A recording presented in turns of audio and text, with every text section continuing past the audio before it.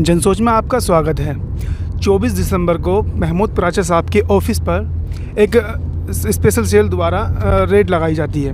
कहा जाता है कि इनके पास कुछ ऐसे दस्तावेज हैं जो फर्जी हैं और 15 घंटे तक ये रेड चलती है, लेकिन उनके हाथ कुछ नहीं लगता है। हम इसी बात को जानने के लिए आए हैं महमूद प्राचा साहब के साथ और हम इन्हीं से बात करेंगे कि उनके जो दस्तावेज जो खंगाले गए, कंप्यूटर खंगाले गए, तो उसमें उनको क्या क्या मिला है और क्यों इन्होंने रेड ये मारी है।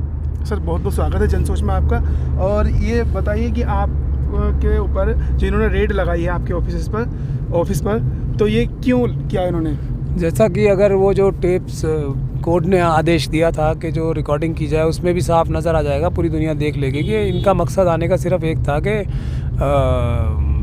मेरे पास जो दिल्ली दंगों के केसेस के अंदर जो आरएसएस, बीजेपी और पॉलिटिकल लीडरशिप जो बीजेपी की होम मिनिस्ट्री में जो बैठी है उसके खिलाफ सबूत हैं, वो किसी तरीके से छीन लें हमसे ताकि सबूत नष्ट किए जा सकें। और दूसरा ये कि अगर इस दौरान मौका लगे तो हमें मतलब जान से भी मारा जा सके। इसके अलावा कोई उनका मकसद मुझे तो नज़र नहीं आता है बिल्कुल भी। मतलब और जान से मारने की भी पूरी कोशिश की गई है, जान से मारने की भी।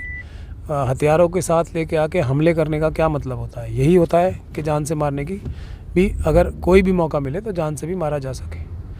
तो लेकिन जो पूरे गोदी मीडिया के ज़रिए और दूसरी मीडिया के ज़रिए ये माहौल बनाया जा रहा है कि कुछ फ़र्ज़ी दस्तावेज़ तलाश करने आए थे, वो ऐसा भी नहीं है। ये कहीं पुलिस के केस में अगर देखा जाएगा तो हमारे ऊपर इस तरह का भी कोई इल्ज़ाम या आरोप बिल्कुल भी नहीं है कि कोई फ़र्ज़ी दस्तावेज़ हमने बनाए।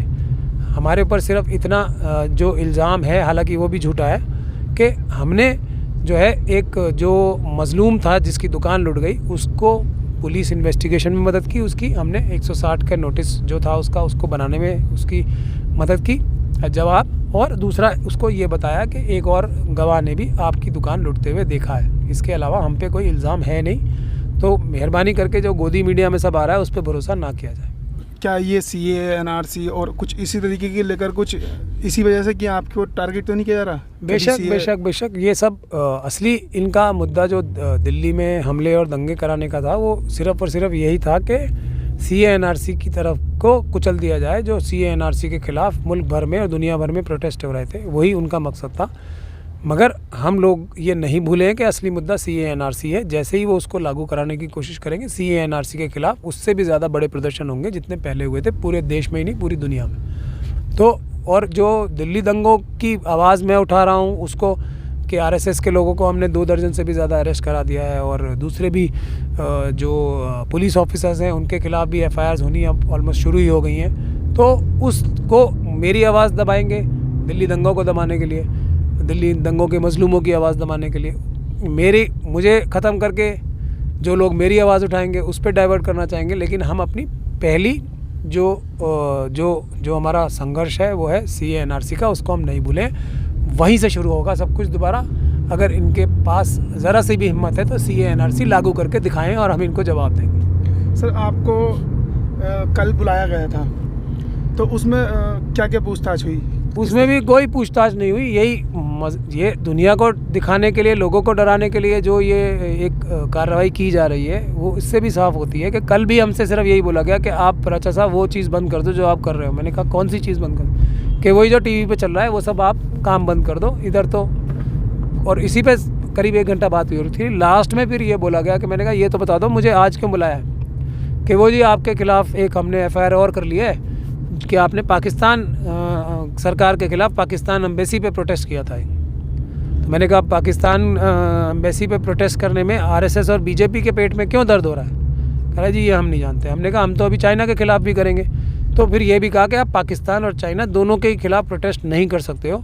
तो ये भी हमें बड़ी हैरानी हो रही है कि क्या ये बात जो हम सब लोगों को बता रहे हैं उसके सबूत भी मिल रहे हैं कि पाकिस्तान की सरकार से और पाकिस्तान की जो ISI है उससे RSS के संबंध हैं। वरना क्या इनको परेशानी है अगर हम पाकिस्तान के खिलाफ? पाकिस्तान हमारा और चाइना हमारा सबसे बड़ा दुश्मन है। 2 दुश्मन बड़े देश हैं और देश की जनता जो है उनके खिलाफ रोष रखती है, उनकी काले कारनामों को एक्सपोज करना चाहती है और उनको ये बताना चाहती है कि अगर आप सरकार को और जो सरकार में जो कुछ ऐसे लोग हैं जो गुजराती जो मनुवादी बिजनेसमैन हैं उनके थ्रू सरकार की पॉलिसीज़ को कमज़ोर बनाएंगे चाइना के प्रति, तो देश की जनता चाइना से नहीं डरती है। गुजराती बिजनेसमैन और गुजराती लोग डरते होंगे चाइना से। गुजरात के बिजनेसमैन ही देश नहीं है, गुजरात में भी हमारे बहुत बहादुर लोग मौजूद हैं। तो हम चाइना और पाकिस्तान को सबक सिखाने के लिए काफ़ी हैं। फ़ौज को भी इनको चाहिए परमिशन दे दे। फ़ौज हमारी अपने आप तिब्बत तक मेरे ख्याल से 10-15 दिन में जीत लेगी, इसमें कोई शक नहीं होना चाहिए। भारत की सेना पे किसी को भी कोई शक नहीं होना चाहिए। तो तिब्बत को भी आज़ाद कराना मैं समझता हूँ आज हमारे देश की बहुत बड़ी ज़रूरत है कि हमें तिब्बत के लोगों का भी ख्याल करना चाहिए। उनके साथ भी चाइना में बहुत जुल्म हो रहे हैं। तो इन सब चीज़ों के लिए हम लोग चाइना के ख़िलाफ़ 100% प्रोटेस्ट करेंगे, कोई हमें रोक नहीं सकता। सर, तो अगला कदम आपका क्या रहेगा? जो ये जांच चल रही है इसमें आपका अगला कदम क्या रहेगा? किस प्रोसेस से चलेंगे आप? हम तो सिर्फ़ और सिर्फ संविधान के तरीके से चलते हैं। बाबा साहब डॉक्टर भीमराव अम्बेडकर के संविधान के तरीके से, कानूनी तरीके से ही चलते हैं। और प्रोटेस्ट करना हमारा अधिकार है, कानूनी अधिकार है, हम उसके तरीके से प्रोटेस्ट करेंगे। कोर्ट में अपनी बात रखना और जितने भी दंगे के गुनाहगार हैं उनको अरेस्ट कराना हमारा कानूनी अधिकार है, हम वो कोर्ट के माध्यम से करेंगे। ये सब चीज़ें तो हम करते ही रहेंगे ना। ये संविधान से ही तो डरते हैं सबसे ज़्यादा। बाबा साहब डॉक्टर भीमराव अम्बेडकर के संविधान से ही तो डरते हैं सबसे ज़्यादा मनुवादी। तो हम क्योंकि संविधान का प्रयोग करके देश की जनता में भारत के प्रति और भारत के संविधान के प्रति जो उनकी आस्था है उसको मजबूत कर रहे हैं, यही इनकी सबसे बड़ी परेशानी है। ये जुल्म ही इसलिए करते हैं कि लोगों का संविधान से विश्वास उठे और लोग संविधान को बुरा समझना शुरू करें। वो हम नहीं होने देंगे। हम दिखाएंगे कि संविधान में कितनी ताकत है और इस मुश्किल हालात में भी संविधान में कितनी ताकत है लोगों को न्याय दिलाने की, यही हम दिखा रहे हैं। सर, जिस तरह से आप भीम आर्मी के चीफ जो हैं चंद्रशेखर आज़ाद, ठीक है, आप उनका केस लड़ते रहे हैं, आप उनको सपोर्ट करते रहे हैं, क्या उन्होंने भी आपके इस केस में जो आपके ऊपर ये आरोप हैं तो उनकी तरफ से भी कुछ सपोर्ट आया है? नहीं, पूरी सपोर्ट है। वो हमारे छोटे भाई हैं, बल्कि सारे अम्बेडकरवादी जितने भी हैं पूरे देश के, सब हमारे साथ हैं और पूरे देश में प्रोटेस्ट हो रहे हैं। ये जो गोदी मीडिया है वो नहीं दिखाएगी। सिर्फ चंद्रशेखर आज़ाद साहब ही नहीं, बाकी सब भी जितने भी अम्बेडकरवादी हैं, हम सब तो भाई हैं आपस में। अम्बेडकरवादियों को नहीं बांट सकते ये आपस में। तो इस बात से देश की जनता और सब अम्बेडकरवादी बिल्कुल निश्चिंत रहें। सब अम्बेडकरवादी पूरी ताकत से एक दूसरे के साथ हैं और मनुवादियों को सबक सिखाएंगे, देखेगी दुनिया अभी जल्दी। सर, मैंने कुछ न्यूज़ में देखा था कि आपने बताया कि जो छापामारी करने के लिए आए थे लोग, तो वो कुछ अमित शाह जी का नाम ले रहे थे।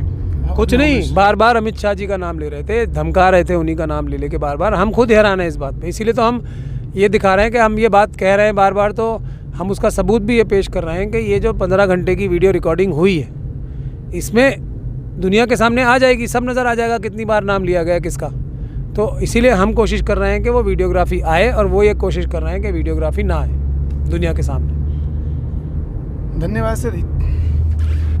तो ये थे हमारे साथ महमूद प्राचा और इन्होंने अपने ऊपर जो मतलब अमित शाह जी द्वारा या सरकार द्वारा जो एक छोटा सा केस लेने के बाद में उसके ज़रिए सारे सबूत मिटाने की कोशिश की गई है CAA NRC के, ताकि ये सबूत मिटा दिए जाएं और आने वाले समय में और जो CAA NRC में दंगे हुए थे उन सबको वाजिब बरी कर दिया जाए। जो लोग एक तरीके से गलत फंसे हुए हैं उनको दोषी करार दिया जाए।